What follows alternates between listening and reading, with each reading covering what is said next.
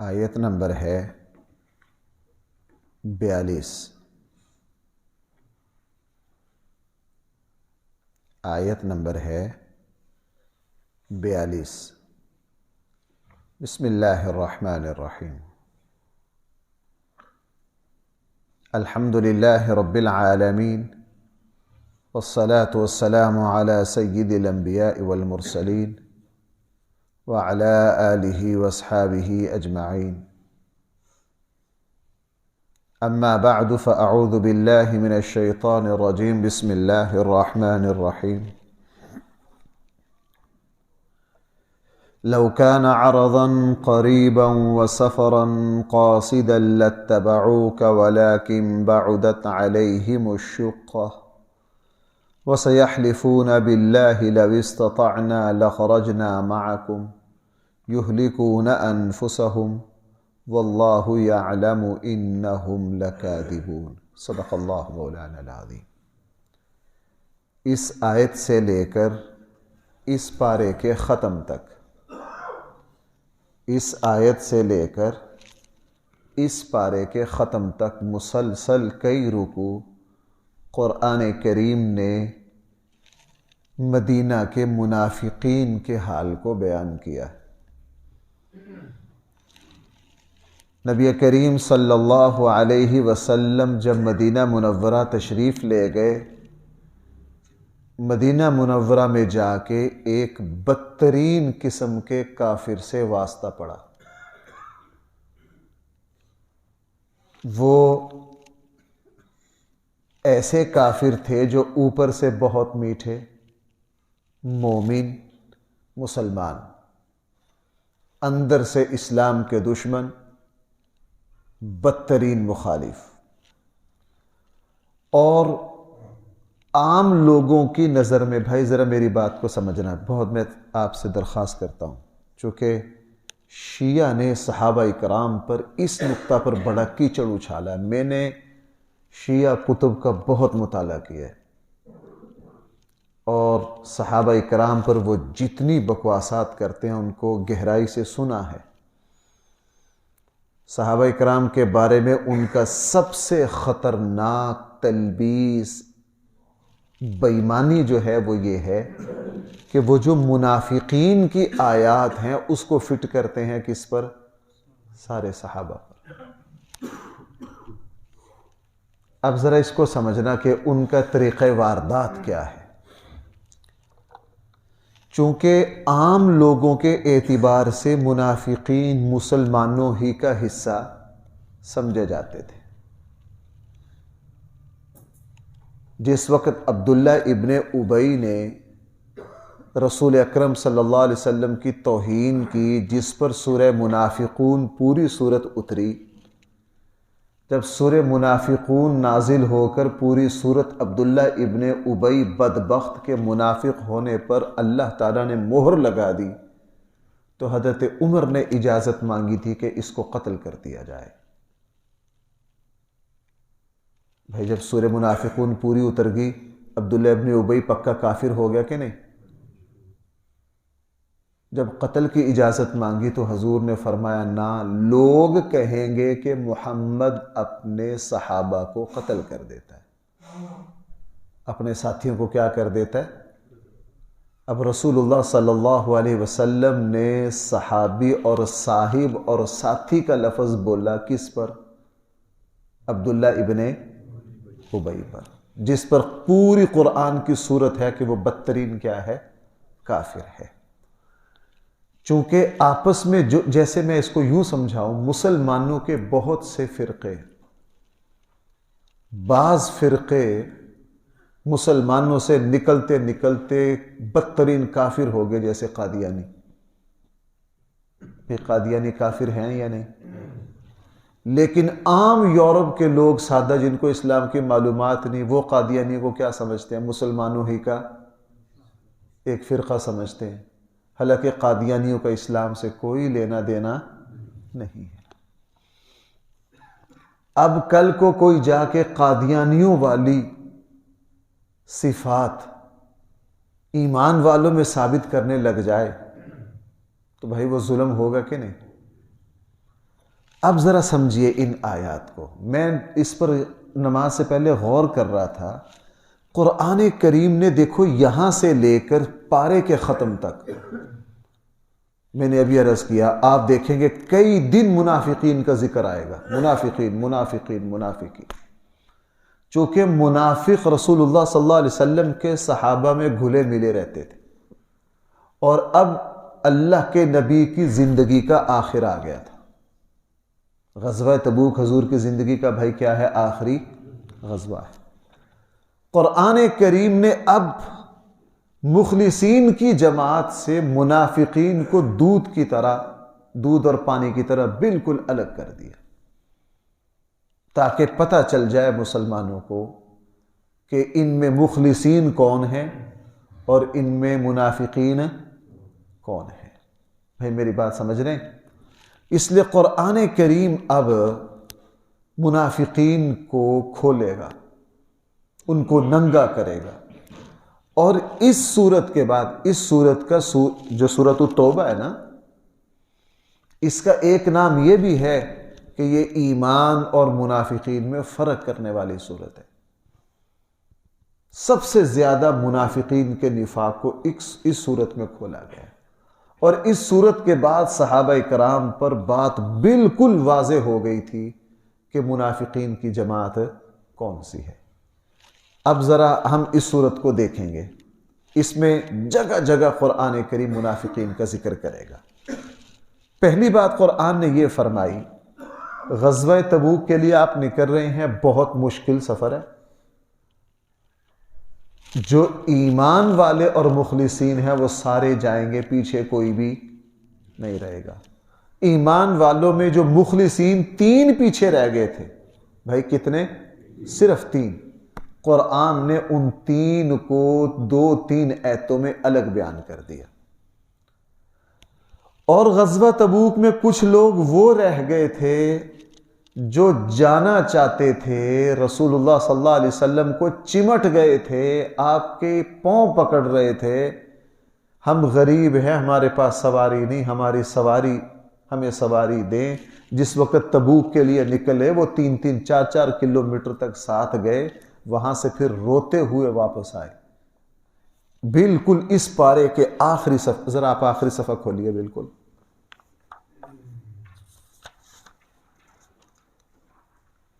آخری صفحہ سے پہلا صفحہ نمبر 63.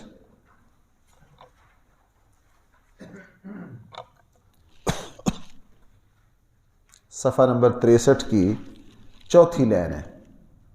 قرآن کیا کہہ رہا ہے؟ لیس علی الضعفاء ولا علی المرضى ولا علی الذین لا یجدون ما ينفقون حرج اذا نصحوا للہ ورسولہ ما علی المحسنین من سبیل واللہ ولا علی الذین اذا ما اتوا. یہ پوری 3 آیتیں قرآن کریم نے ان کمزوروں کے بارے میں بیان کی. فرمایا علی الضعفاء، وہ کمزور، وہ مریض جن کے پاس کچھ نہیں تھا، بالکل خالی تھے، وہ اللہ اور اس کے رسول سے ہمدردی رکھتے تھے، لیکن ان کے پاس تبوک جانے کے لیے سامان نہیں تھا، وہ رو رہے تھے. یہاں میں آپ کے ساری تفصیل ذکر کروں گا کہ وہ کون صحابہ تھے. تو اب حاصل یہ ہے کہ غزوہ تبوک میں سارے مخلصین گئے. 3 وہ شخص جن کا آگے جا کے ذکر آئے گا، وہ صحیح وعلی الثلاثۃ الذین خلفوا، 3 پیچھے رہ گئے. وہ مالدار تھے. صحابہ کرام نے پھر قرآن ان کا بھی ذکر کر رہا ہے. جو کمزور صحابہ تھے ان کا بھی ذکر کر رہا ہے. اس کے علاوہ کچھ افراد وہ تھے جن کو رسول اللہ صلی اللہ علیہ وسلم نے خود پیچھے رہنے کا حکم دیا تھا. حضرت علی تبوک میں نہیں گئے. رسول اللہ صلی اللہ علیہ وسلم نے حکماً حضرت علی سے کہا تھا آپ پیچھے رہیں گے، میرے اہل و عیال کے، خاندان کے سارے معاملات کو سنبھالیں گے. حضرت علی بڑے دل گرفتہ ہوئے تو رسول اللہ صلی اللہ علیہ وسلم سے دکھ سے کہا اللہ کے حبیب میں عورتوں اور بچوں میں رہوں گا. رسول اللہ صلی اللہ علیہ وسلم نے فرمایا نہیں، تو میرے لیے اس طرح ہے جیسے موسیٰ کے لیے ہارون. حضرت علی کو محمد بن مسلمہ پیچھے رہے، چونکہ رسول اللہ صلی اللہ علیہ وسلم نے ان کو مدینہ کا گورنر اور حاکم بنایا تھا کہ میرے پیچھے تمام معاملات تم سنبھالو گے. اس کے علاوہ قرآن نے کہہ دیا کہ جو نکل رہے ہیں وہ سارے مومنین ہیں. اور بھائی کتنے نکلے تھے؟ 30,000۔ کتنے نکلے تھے؟ 30,000۔ اب اس صورت نے 30,000 کے ایمان پر کیا لگا دی؟ مہر لگا دی۔ اب پوری صورت میں آپ دیکھیں گے قرآن ان کو متقی، مفلحون، مومنون، پتہ نہیں کیا کچھ کہے گا قرآن۔ یہ 30,000 ہے، اور جو پیچھے رہنے والے ہیں ان کو منافق ہیں، اور جو کچھ منافق ساتھ گئے قرآن ان کی نشاندہی کر دے گا تاکہ اہل حق سے اہل باطل بالکل الگ تھلگ ہو جائیں۔ اب آئیے ذرا ان آیات کی طرف۔ قرآن کریم نے پہلی آیت میں یہ فرمایا اگر سفر تھوڑا سا ہوتا، مال غنیمت ملنے کا یقین ہوتا، تو یہ منافق بھاگ کر آپ کے ساتھ جاتے۔ سفر لمبا ہے، مشقت ہے، یہ آپ کے پاس آئیں گے، بڑی بڑی قسمیں اٹھائیں گے، عذر بیان کریں گے۔ کیوں؟ اس وجہ سے کہ ان کی دنیا کی جو حرص اور لالچ ہے وہ پوری نہیں ہو رہی۔ قرآن نے فرمایا وہ سارے منافق ہیں۔ اب ہوا یہ کہ غزوہ تبوک پر جب اللہ کے نبی جان لگے منافقین آتے، بڑی بڑی قسمیں کھاتے، اللہ کے حبیب میری یہ مجبوری ہے، میں نہیں جا سکتا، میری یہ مجبوری ہے۔ حضور فرماتے ٹھیک ہے، چونکہ وحی نے حضور کو بتا دیا تھا آ کے یہ قسمیں کھانے والے، ہیلے بہانے تلاش کرنے والے سارے کیا ہیں۔ اب بات بالکل واضح ہو گئی۔ حضرت ابوبکر بھائی ساتھ گئے کہ نہیں؟ حضرت عمر، حضرت عثمان ساتھ گئے، بڑے سارے صحابہ ساتھ گئے۔ قرآن نے کہہ دیا جنہوں نے قسمیں کھا کے پیچھے رہنا ہے۔ اب قرآن نے اس آیت میں نفاق اور منافقت کی ایک بدترین قسم بیان کر دی۔ فرمایا کہ یہ وہ لوگ ہیں اگر ان کو دین سے فائدہ پہنچ رہا ہو تو یہ بھاگ کر دین کی طرف آئیں گے، اور اگر ان کو دین سے اپنے مفادات پورے ہوتے ہوئے نظر نہ آ رہے ہوں تو جناب پھر یہ قسمیں کھا کے کیا کریں گے؟ پیچھے رہ جائیں گے۔ میں آپ سے یہ حقیقت عرض کروں، آج کل مسلمانوں میں سے بھی بہت بڑی تعداد وہ ہے جن کا رویہ یہی ہے۔ اگر ان کا مفاد دین سے پورا ہوتا ہو تو وہ بھاگ کر دین کی طرف آئیں گے، مسئلہ پوچھیں گے۔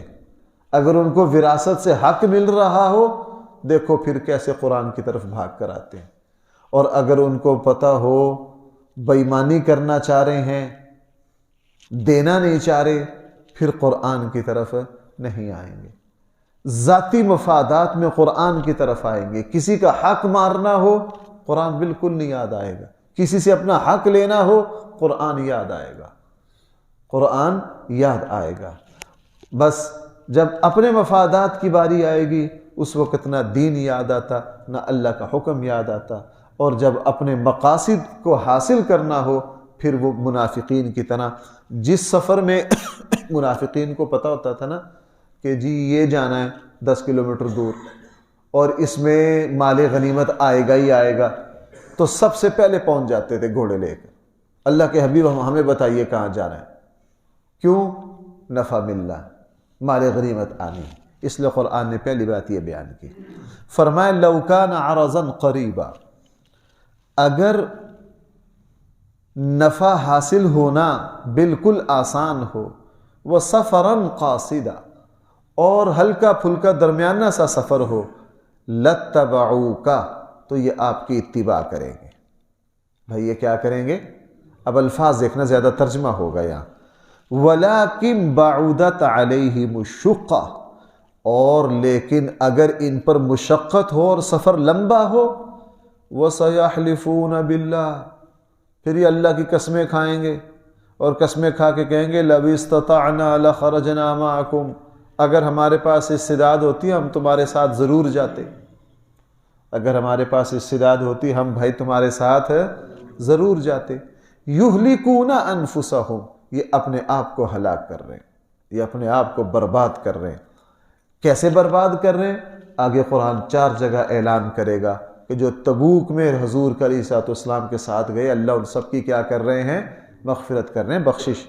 واللہ یعلم، اللہ تعالیٰ جانتے ہیں، انہم لکاذبون، کہ یہ سارے جھوٹ بولنے والے ہیں، یہ سارے کیا ہیں؟ جھوٹے ہیں۔ اب بھائی اگلی آیت پڑھیا ہمیں، جب یہ اجازت لینے آتے رسول اللہ صلی اللہ علیہ وسلم فوراً کیا دیتے؟ اجازت دے دیتے، چونکہ آپ علیہ الصلوۃ والسلام کے مزاج میں نرمی، حلم، اور جو بندہ جتنا دل کا صاف اور نرم ہوتا ہے نا، وہ دوسروں کی غلطیوں کو اتنا ہی بھائی کیا کرتا ہے؟ نظر انداز کرتا ہے۔ آپ علیہ الصلوۃ والسلام بہت حلیم، اللہ جل جلالہ نے شرم و حیا کا، تحمل کا پیکر بنایا تھا نبی کریم صلی اللہ علیہ وسلم کو۔ اللہ کی منشا یہ تھی کہ جو منافقین چھٹی لینے آ رہے ہیں رسول اللہ صلی اللہ علیہ وسلم ان کو چھٹی نہ دیں، تاکہ یہ بالکل ننگے ہو جائے۔ لیکن رسول اللہ صلی اللہ علیہ وسلم اپنے حلم کی وجہ سے جو آ کر عذر بیان کرتا، اللہ کے نبی اس کو کیا کر دیتے؟ اجازت دے دیتے۔ سب کو اجازت دے دی، سب کو بھائی کیا دیتی؟ اجازت دیتی۔ اس پر اللہ جل جلالہ نے محبت بھرا خطاب کیا رسول اللہ صلی اللہ علیہ وسلم سے کہ آپ کو ان کو اجازت دینی نہیں چاہیے تھی، ہماری منشا یہ تھی ان کو اجازت نہ دیں تاکہ ان کا نفاق واضح ہو جائے، ان کی منافقت کیا ہو جائے۔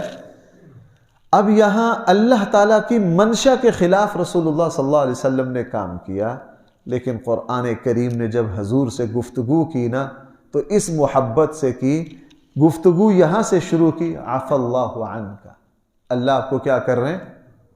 بھئی آپ شاید میں نہیں سمجھا پا رہا یا آپ نہیں سمجھ رہے ہیں، گفتگو کہاں سے شروع کی؟ عفا اللہ عنک۔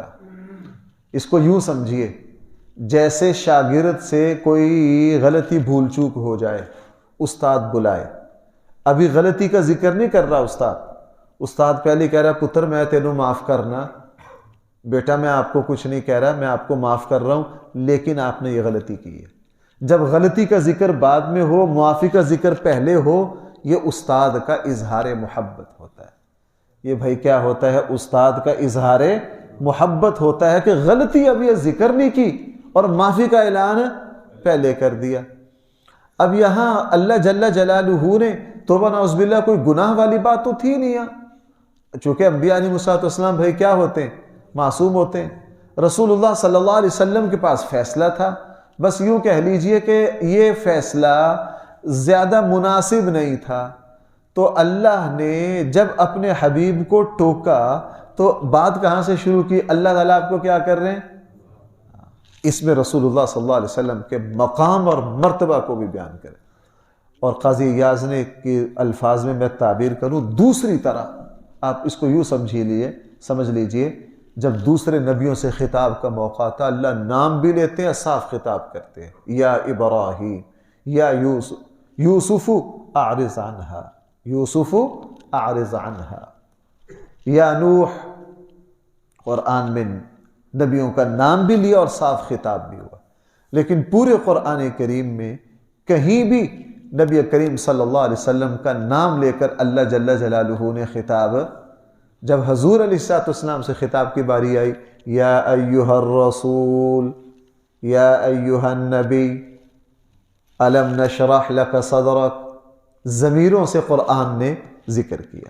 تو یہی محبت یہاں کی کہ اللہ کے نبی سب کو، منافقین کو اپنی حلم کی وجہ سے، اپنی طبیعت کی نرمی کی وجہ سے، اپنی رحم دلی کی وجہ سے، رسول اللہ صلی اللہ علیہ وسلم کے پاس جو منافق آتا وہ قسمیں کھاتا دو چار کہ جی میں نہیں جا سکتا، حضور فرماتے چلو ٹھیک ہے، تجھے بھی اجازت، تجھے بھی اجازت، تجھے بھی اجازت۔ قرآن نے فرمایا نہ، آپ ایسے نہ کیجئے، عفا اللہ عنک، اللہ تعالیٰ آپ کو بھائی کیا کر چکا؟ معاف کر چکا۔ لما اذنت لہم، آپ کیوں اجازت دے رہے ہیں ان کو؟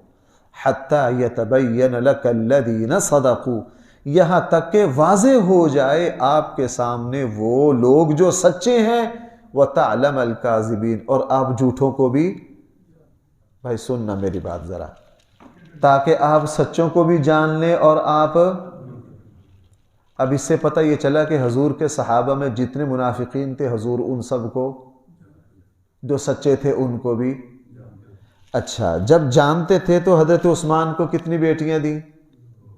اور کہا اگر اور بھی 100 بھی ہوتی تو یکے بعد دیگرے ساری تیرے نکاح میں دے دیتا۔ اس سے پتہ چلا حضرت عثمان کو رسول اللہ صلی اللہ علیہ وسلم، اب جو بدبخت یہ کہے کہ عثمان اندر سے منافق اور یہودی تھے، تو آپ اس کے بارے میں کیا کہیں گے؟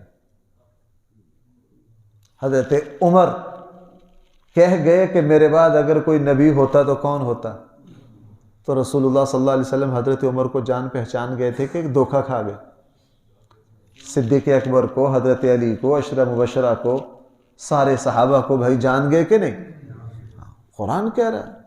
میں آپ سے ایک بات عرض کروں، مجھے بڑا شکوہ ہے، سب سے یہ شکوہ ہے، ہم اللہ کی کتاب کو یا پڑھتے نہیں، پڑھتے ہیں تو اپنی خوردبین لگا کر پڑھتے ہیں، اپنے دائرے میں رہ کر پڑھتے ہیں.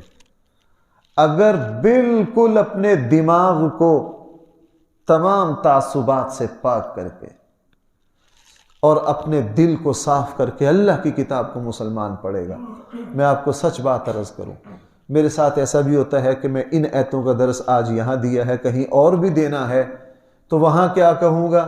تو حقیقت یہ ہے قرآن اتنا گہرا ہے، اتنا گہرا ہے، ہم ایک ہی آیت کا درس 15 جگہ دیتے ہیں، قرآن وہاں ہمیں 15 طرح کے نکات اور علم کے دروازے کھولتا ہے. یہ اللہ کی ایسی کتاب ہے، لیکن ہم اس کو پڑھتے نہیں، ہم اس کو پڑھتے نہیں. اب فرمایا لما اذنت لهم، آپ کیوں اجازت دے رہے ہیں ان منافقوں کو؟ حتی یتبین لک الذین صدقوا، یہاں تک کہ آپ پر واضح ہو جائیں وہ لوگ بھی جو سچے ہیں، وتعلم الکاذبین، اور آپ جان لیں جھوٹوں کو بھی. لا یستأذنوا، آپ سے اجازت نہیں مانگ رہے وہ لوگ یؤمنون باللہ، بھائی جو کس پر ایمان لاتے ہیں؟ جنہوں نے آپ سے اجازت نہیں مانگے وہ اللہ پر ایمان لاتے ہیں. اب اس پہ سارے صحابہ آ گئے. والیوم الآخر، جو آخرت کو مانتے ہیں وہ آپ سے اجازت ہے. اچھا، ان یجاہدوا، وہ تو چاہتے ہیں کہ جہاد کریں اپنے مالوں سے اور اپنی. تو صدیق اکبر کتنا مال لائے؟ سارا ہی. حضرت عمر کتنا لے آئے؟ حضرت عثمان کتنا لے آئے؟ عبد الرحمن بن عوف کتنا لے آئے؟ سارے صحابہ نے انبار لگایا کہ نہیں؟ اب اس سے خود پتہ چل گیا. واللہ علیم بالمتقین، اب اللہ کہہ رہے ہیں اللہ اچھی طرح جانتا ہے کن کو؟ پرہیزگاروں کو. اب اس سے پتہ چلا غزوہ تبوک میں جو گئے، جنہوں نے خرچ کیا، وہ سارے کیا ہیں؟ متقی، پرہیزگار. اللہ کی کتاب سے پوچھو وہ سارے کیا ہیں؟ متقی. آگے انما یستأذن، آپ سے اجازت مانگ رہے ہیں وہ لوگ لا یؤمنون باللہ، جو اللہ پر ایمان، والیوم الآخر، آخرت پر ایمان نہیں رکھتے. وارتابت قلوبہم، ان کے دل شک میں ڈوبے ہوئے ہیں. فہم فی ریبہم یترددون، وہ شک اور شبہ اور بے یقینی میں غوطے کھا رہے ہیں. وَلَوْ أَرَادُوا الْخُرُوجَ، ان منافقوں کا اگر ارادہ ہوتا نا آپ کے ساتھ جانے کا، لَأَعَدُّوا لَهُ عُدَّةً، کوئی تیاری تو کرتے، ان کی کوئی تیاری نہیں. وَلَكِنْ كَرِهَ اللَّهُ، اللہ کو پسند بھی نہیں انبعاث، ان کا جانا آپ کے ساتھ. یہ بدبخت لوگ ہیں، اللہ بھی نہیں چاہتے یہ آپ کے ساتھ جائیں. کیوں؟ فَثَبَّتَهُ، اللہ چاہتے ہیں کہ یہ بدبخت یہیں بیٹھے رہیں، اور ان کو کہہ بھی دیجئے اقعدوا مع القاعدین، پیچھے رہنے والوں کے ساتھ تم بھی بیٹھے رہو، ہمارے ساتھ نہ جاؤ. لو خرجوا فیکم، اگر یہ منافق آپ کے ساتھ جائیں گے بھی نا، ما زادوکم الا خبالا، تو آپ کے اندر بے یقینی کی کیفیت کو بڑھائیں گے، لوگوں کے حوصلہ شکنی کریں گے، لوگوں میں وسوسے پیدا کریں گے. منافق جاتے نا، اگر جاتے تو افواہیں پھیلاتے، جھوٹ پھیلاتے، وہ یہ بڑا مشکل کام ہے اور یوں ہو جائے گا، لوگوں کے حوصلوں کو. وَلَأَوْزَعُوا خِلَالَكُمْ يَبْغُونَكُمُ الْفِتْنَةَ، یہ تمہارے اندر ہر وقت فتنہ کو برپا کرنے کی کوشش ہے. بھائی سورہ منافقون کا میں نے حوالہ دیا، عبداللہ ابن ابی نے فتنہ برپا کر دیا تھا کہ نہیں؟ لڑائی کروا دی تھی کہ نہیں؟ اس لیے فرمایا وَفِيكُمْ سَمَّاعُونَ لَهُمْ، اور تم میں کچھ لوگ وہ ہیں جو ان کی باتوں کو کان لگا کر سنتے ہیں، خبیثوں کی باتوں کو کان لگا کر نہیں سنا کرتے. بھائیو میری بات سنو، آپ ذرا متوجہ ہو جاؤ. آخری بات، قرآن کہہ رہا ہے اللہ نہیں چاہتا کہ منافقین تمہارے ساتھ جائیں، چونکہ یہ تمہارے اندر فتنہ برپا کرتے ہیں، افواہیں پھیلاتے ہیں، جھوٹ چلاتے ہیں، لوگوں کے حوصلہ شکنی کرتے ہیں، جھوٹ کو پھیلاتے ہیں، آپس میں لڑائی کی کوشش کرتے ہیں. اور تم میں کچھ سادہ لوہ اور کمزور مسلمان وہ ہیں جو ان کی باتوں کو سن لیتے ہیں، اور جو بندہ سن لیتا ہے آہستہ آہستہ اس پر اثر بھی ہو جاتا ہے۔ اس سے پتہ کیا چلا؟ اس سے پتہ یہ چلا کہ جہاں آپ کو پتہ ہو کہ جناب یہ لوگ ایسے ہیں، ان کی باتوں پر ہرگز کان نہ دھرو، ان کی باتوں کو نہ سنو۔ آج کل ہمارے میڈیا میں طرح طرح کے لوگ ہیں۔ مجھے ایک مرتبہ ایک صاحب نے کہا، مفتی صاحب میں جو پریشان رہتا ہوں اس کے اسباب میں سے یہ ہے کہ نیند آتی نہیں، میں ساری رات اوٹ پٹانگ سنتا رہتا ہوں۔ میں نے کہا تمہارا ہی حوصلہ دیکھو بھائی، میں سچ بات بتاؤں، آپ پاکستان کے 3 ٹی وی چینلوں پر 3-4 اینکروں کو سن لو نا تو آپ کا دماغ آدھا رہ جائے گا۔ آپ کا دماغ کیا رہ جائے گا؟ آدھا رہ جائے گا۔ ایک کہے گا جی فلاں سے بڑا مسیحا کوئی نہیں، دوسرا کھولو وہ کہے گا جی اس سے بڑا شیطان کوئی نہیں، تیسرا کھولو وہ کہے گا اس سے بڑا مومن کوئی نہیں۔ بھائی چل رہا ہے کہ نہیں؟ اب ہر بندے میں یا تو جس کے اندر صلاحیت ہو، جس کے اندر صلاحیت ہو کہ وہ غلط صحیح کا فیصلہ کر لے۔ اب ایک صاحب مجھے کہتے یار میں قادیانیوں کے پاس اس لیے جاتا ہوں تاکہ ان کو سمجھاؤں۔ میں نے کہا یار کھانا تو بائیں ہاتھ سے کھا رہے ہو، قادیانیوں کو سمجھاؤ گے جا کے؟ کھانا کس سے کھا رہے ہو؟ بائیں ہاتھ سے، اور سمجھاؤ گے کس کو جا کے؟ میں کہا یار کھانا تو دائیں ہاتھ سے کھا لو، قادیانیوں کو بعد میں سمجھانا۔ تو حقیقت یہ ہے کہ جب خود غلط صحیح کی صلاحیت نہیں تو کیا کریں گے؟ ہاں اگر کسی کے اندر صلاحیت ہے، وہ سیاسی امور کو اچھی طرح سمجھتا ہے، اس کو پتہ ہے کہ کون کیا کہہ رہا ہے، وہ ایک الگ بات ہے۔ بات یہاں ہو رہی ہے عام لوگوں کی، عام لوگوں کی۔ اس لیے قرآن نے فرمایا وَفِيكُمْ سَمَّاعُونَ لَهُمْ، اور تم میں کوئی کمزور لوگ ان کی باتوں کو سن بھی لیتے ہیں۔ وَاللَّهُ عَلِيمٌ بِالظَّالِمِينَ، اللہ جل جلالہ ظالموں کو اچھی طرح جانتے ہیں۔ اب یہ سلسلہ کلام چل رہا ہے، میں بالکل درمیان میں روک رہا ہوں، کل انشاءاللہ یہاں سے آگے چلیں۔ الحمدللہ رب العالمین، والصلاة والسلام على سید الانبیاء والمرسلین وعلى آلہ واصحابہ اجمعین۔